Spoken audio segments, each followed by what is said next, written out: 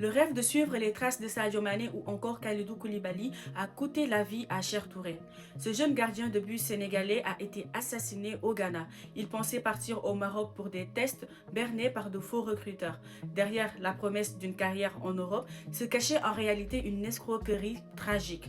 Enlevé, ses ravisseurs ont réclamé une rançon à sa famille. Incapable de payer, Cher a été assassiné. Sa mort, annoncée par le ministère des Affaires étrangères, secoue le Sénégal. Malheureusement, la tragédie de Cher Touré n'est pas un cas isolé.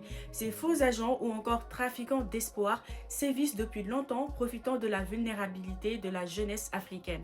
Il y a quelques mois, l'enquête Dark Web, publiée par le média L'Équipe, révélait l'ampleur du désastre. 70 jeunes Sénégalais, Ivoiriens, Guinéens bloqués au Maroc.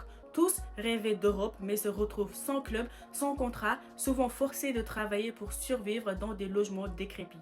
Selon une estimation de 2013 de l'ONG Foot Solidaire, 15 000 jeunes tentent de quitter le continent chaque année, s'exposant aux crimes organisés, aux abus et à l'exploitation.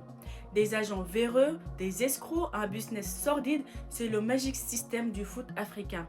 Un nouveau cynisme qui se nourrit des rêves du continent. Pour des millions de jeunes, de Dakar à Abidjan, le football est la promesse d'un avenir meilleur.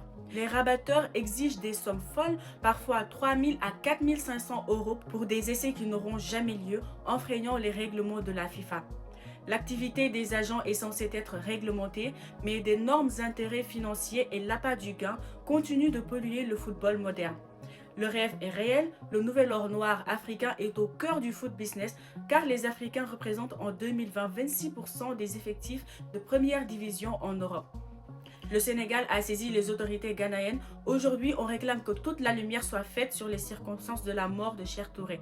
C'est une alerte tragique qui doit forcer la conscience du monde du football à mettre fin au business des faux recruteurs, à protéger les rêves de sa jeunesse.